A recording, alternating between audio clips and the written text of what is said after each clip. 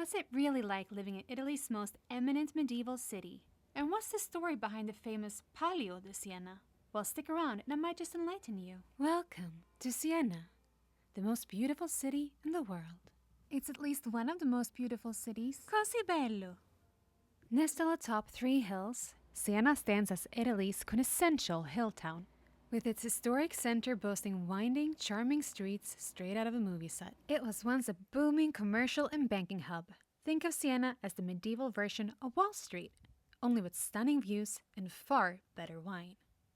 For centuries, Siena rivaled Paris in both size and influence. However, during the 13th and 14th centuries, the Black Plague struck. It was during this time that Florence, Siena's longtime rival, began to outpace the city. Today, Siena is a UNESCO World Heritage Site, celebrated for its impeccably preserved medieval streets, stunning views, and breathtaking landmarks, such as its Gothic cathedral, which you can see in the background and that we will explore more later. We started our Siena adventure with a tasty lunch at Osteria Il Graticello, a cozy, unassuming restaurant that's been around since 1840 and is tucked away on a charming side street. This rustic eatery, a bit off the beaten path, offers a limited menu based on the cook's preferences. Despite its modest appearance, the food is fantastic, especially the pasta, which was a standout. With its authentic Italian fare and a clientele of mostly locals, plus a few curious explorers like us, it provided a genuine taste of Siena's culinary scene. We then wandered through Siena's medieval streets, where we embraced the old-world charm, while some opted for more modern modes of transportation. How many Italians can you fit in this car? Genuine question. When exploring Italian shops and dining spots, there are a few handy phrases to know. Mi faccia vedere cosa avete, which means, show me what you got. Use this when eager to discover the best local offerings. Or, è così buono che voglio cantare, which means, it's so good I want to sing. Perfect for those moments when the food is so delicious, it inspires a serenade. Spero che non mi faccia diventare un carboidrato gigante. Which means, I hope this doesn't turn me into a giant carbohydrate. This phrase is useful when you've indulged in a bit too much pasta. Now that you're equipped with some essential Italian phrases, I'll take you to the sandwich shop. Il bocconcino. Getting hungry, darling. I'm starving.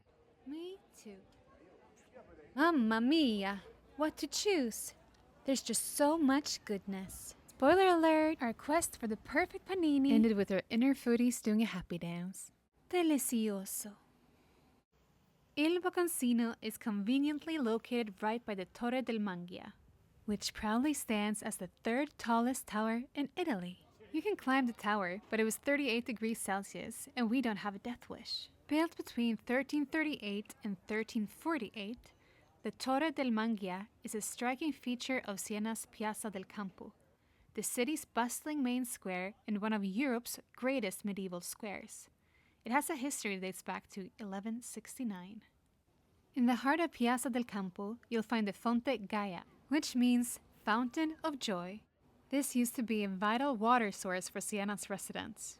When we first arrived, the iconic red fishbone-patterned tiles of Piazza del Campo were on full display.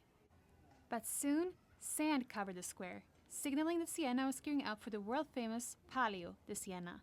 The Palio is chaotic and full of community spirit. Since 1633, little has changed.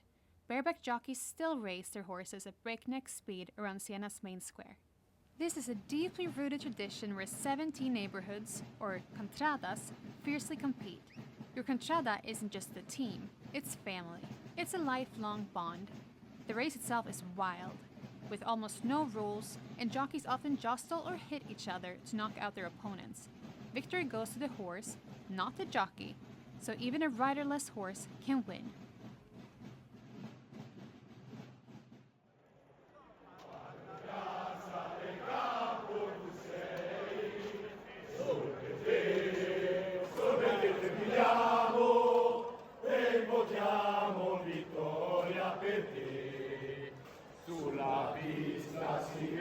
From one crowd to another, here's Jamie dodging a stampede of schoolgirls on our way to Duomo di Siena.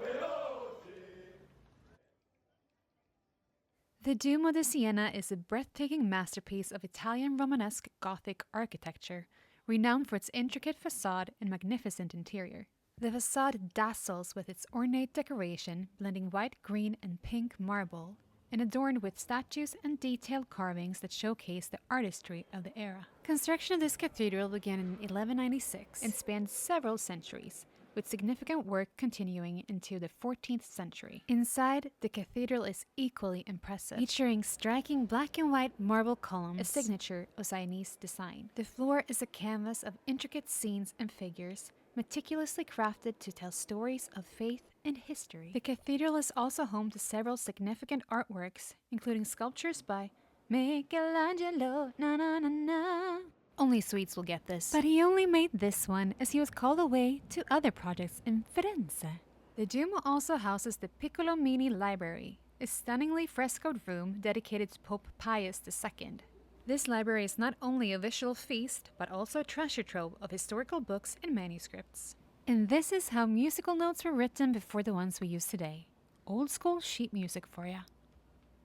In true medieval overachiever fashion, Siena planned an ambitious expansion of the cathedral in the 14th century, aiming to create a structure so grand it would make the existing one look like an appetizer. Unfortunately, the project was never completed, leaving behind the Duomo Nuovo, which today serves as a humbling reminder that even in the Middle Ages, sometimes you just bite off more marble than you can chisel. We just couldn't resist diving deeper into cultural delights. I'm starting to feel like quite a cultural connoisseur. So naturally, I got ready for a night at the opera. But not before indulging in a quintessential Italian supper, of course, because nothing says cultured connoisseur like devouring pasta and tiramisu before heading to the opera. By the way, isn't it interesting how so many Italian dishes start with a P? Like pizza, pasta, panini, prosciutto. At this restaurant, we even ended up with pepper and palt. And then we arrived at our evening's grand event. Not just a night out, but a magical feast for the senses. Our night at the opera. Here's me having my pretty woman moment, bawling my eyes out at the opera.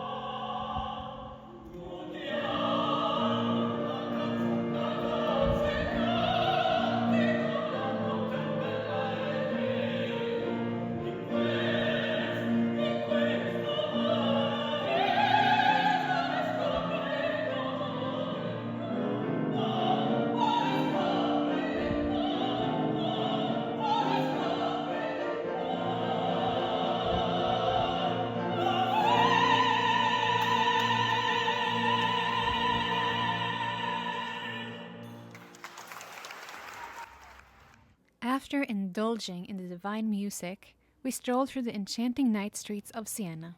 And just our luck, right in the heart of the city, jazz bands were serenading us with their tunes.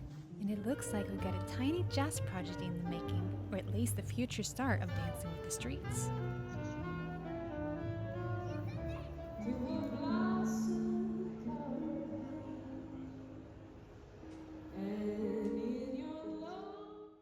As if the night could get any more magical, here's the Duomo di Siena bathed in moonlight. The night's grand finale, a midnight scoop of Italian gelato. È divino! We were two happy campers, totally jazzed from all the amazing experiences of the day. We wrapped up our adventure and headed back to our hotel room. And honestly, could the name of this room be any more in tune with our experience? Waking up in this place, I couldn't help but feel like a total regina. And we are staying in a medieval palazzo, Palazzo Borghese. It's one of the town's most historically significant buildings and was once the residence of the noble Borghese family. And I can honestly say, living here for a few days has been a royal experience. Staying here has probably turned our blood blue, because I'm feeling like true blue-blooded royalty. We concluded our stay with a fantastic hotel breakfast, savoring every bite and feeling incredibly grateful for our days in Siena. It was time to bid farewell to the embrace of Siena's city walls and venture out into the Tuscan countryside. Fly off, little birdies. A presto, amore mio. Perché la musica lo sai, davvero non l'ho mai tradita.